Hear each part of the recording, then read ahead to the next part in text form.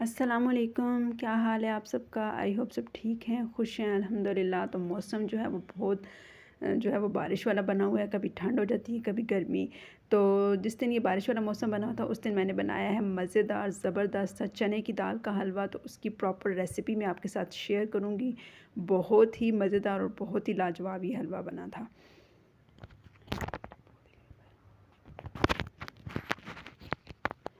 जी हाँ, तो टाइटल से आपने देखा होगा कि आज की रेसिपी जो है वो चने दाल के हलवे के बारे में है। तो बहुत ही ज़बरदस्त, बहुत मज़ेदार, झटपट सा ये हलवा हम बनाकर तैयार करेंगे। आपने रेसिपी के किसी भी पार्ट को स्किप नहीं करना और मेरे चैनल को सब्सक्राइब करना है ताकि मज़ीद नई आने वाली वीडियो का नोटिफिकेशन जो है वो आपको जल्द से जल्द मिल सके। तो चने दाल का हलवा जो है वो बहुत ही आसान, बहुत मज़ेदार बनता है। तो चलिए रेसिपी स्टार्ट करते हैं। चना दाल हलवा बनाने के लिए मैंने लिया है 1 कप दाल। इसको मैंने पानी में भिगो दिया था। ये तकरीबन 2 से 4 घंटे अच्छी तरह भिगोई रही है। आप ओवरनाइट भी इसको भिगो सकते हैं। तो ये देखिए कितनी ज़बरदस्त सी जो है वो ये नरम पड़ गई है। अब हम इसको डाल देंगे एक पैन में और जो पानी है ना इसका वो सारा मैंने अलग से निकाल लिया था बाहर। पानी नहीं डालना इसके अंदर। इसमें अब हम डाल देंगे तकरीबन फुल फैट मिल्क आधा किलो।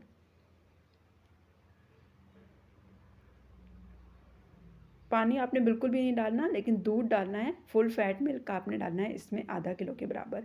तो 1 कप चने की दाल में हम आधा किलो दूध डालेंगे और इसको मैं जो नॉर्मल जो आग होती है उसके ऊपर पहले बॉयल दिलवाऊंगी और उसके बाद इसको हल्की आग करके पकने के लिए रख दूँगी। तो एक बॉयल आ गया, इसमें चम्मच चला लेते हैं।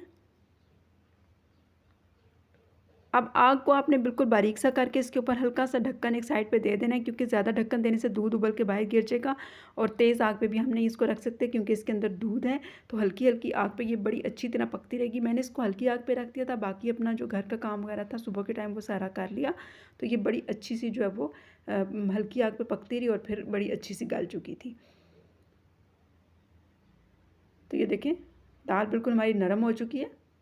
अब इसके अंदर जितना ये लिक्विड्स है ना, ये हम दूध का ये हम सुखा लेंगे और इसको उतार के नीचे रख देंगे ताकि ये अच्छी सी ठंडी हो जाए। तो दूध जो है वो अच्छा खासा गाढ़ा हो गया। अब हम इसको नीचे उतार के रख लेंगे और ये देखें यहाँ पर दाल हमारी ठंडी हो चुकी है। मैंने थोड़ी देर अपना काम वगैरह ख़त्म कर लिया और उसके बाद जो इसको देखा तो ये जो हल्का फुल्का जो इसके अंदर मॉइस्चर था ना वो भी अच्छा खासा दाल ने एब्जॉर्ब कर लिया और ये सही जो है वो खुश्क हो चुकी है। तो दाल यहाँ हमारी सही गली हुई है। अच्छा, यहाँ पर हम इसको डाल देंगे चॉपर में। आप इसको सिलबट्टे पे भी पीस सकते हैं। जो भी चीज़ आपके पास इजीली अवेलेबल हो, चॉपर या सिलबट्टा जो भी हो, आप उसमें अच्छी तरह इसको डाल के और पीस लें। मैं इसको जो है इसका दरदरा सा पेस्ट बना लूँगी। तो एक कढ़ाई ले लेते हैं, उसके अंदर हम डालेंगे 3 से 4 खाने के चम्मच घी। घी आप देसी भी ले सकते हैं और दूसरा जो डालडा वाला होता है वो भी ले सकते हैं। कोई भी बनस्पति घी ले लें या देसी घी, जो भी आपके पास अवेलेबल हो, ये टोटली ऑप्शनल है। तो घी यहाँ पे हमने ले लिया है। घी के मेल्ट होने का इंतज़ार करेंगे और ये जो जितनी भी दाल देखें मैंने चॉप करके रखी हुई है इसको हम डाल देंगे घी के अंदर।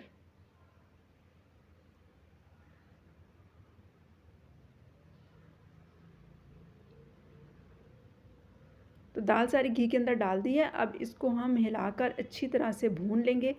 पहले पहले देखें आपको घी नज़र आ रहा होगा, लेकिन आहिस्ता आहिस्ता ये सारा घी अब्जॉर्ब कर लेगी और इसी तरह जब एंड पे भून के ब्राउन हो जाएगी तो फिर सारा घी जो है वो छोड़ देगी। तो फर्स्ट स्टेज पे आपने कम से कम इसके अंदर 4-5 चम्मच घी डालना है।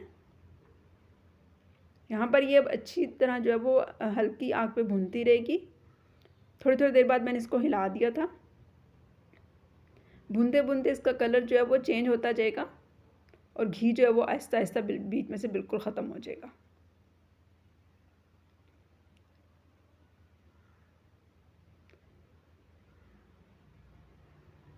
तो दाल का हलवा भी बहुत ज़बरदस्त बनता है। थोड़ा सा टेस्ट को चेंज करने के लिए मैंने सूजी के बजाय दाल का हलवा बनाया है। इस तरह बहुत ही मज़ेदार बनता है। यहाँ पर देखें अब हमारा जो दाल है ना वो उस तकरीबन भून के ज़रा स्किन से कलर की हो गई है। तो इसी तरह हम आहिस्ता आहिस्ता इसको भूनते रहेंगे और ये आहिस्ता आहिस्ता अपना कलर चेंज करती रहेगी और हमने इसको ज़रा डार्क ब्राउन होने तक अच्छी तरह भून लेना है।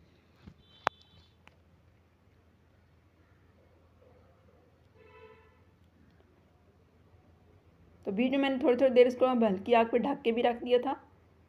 अब इसने हल्का हल्का घी छोड़ना शुरू कर दिए और डार्क हो गया इसका कलर थोड़ा सा।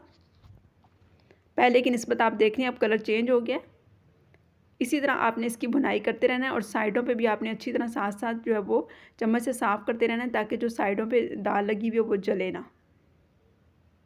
अभी तक मैंने इसमें और कुछ भी नहीं डाला, सिर्फ घी और दाल है।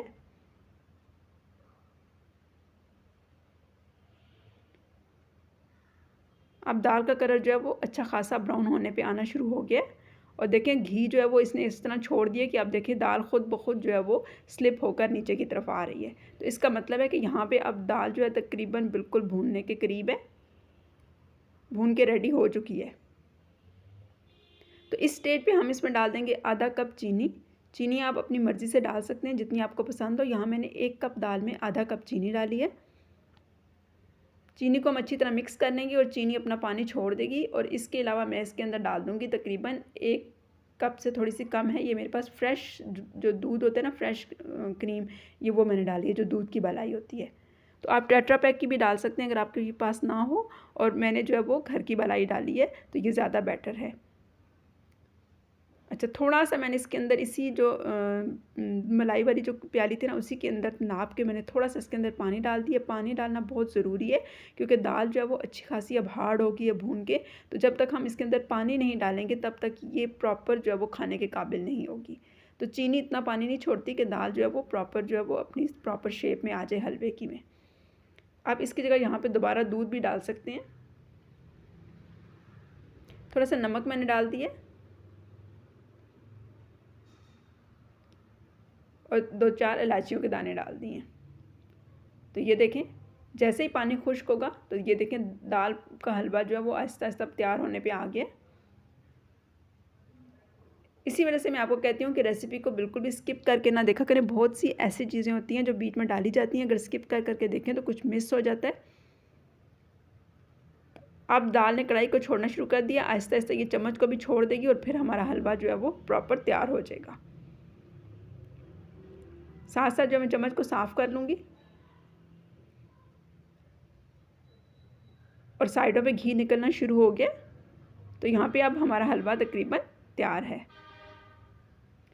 अब हम चाहें तो यहीं पे इसके अंदर नट्स डाल सकते हैं, अब चाहें तो इधर भी डाल दें और चाहें तो प्लेट के अंदर निकाल के उसके ऊपर से डाल दें।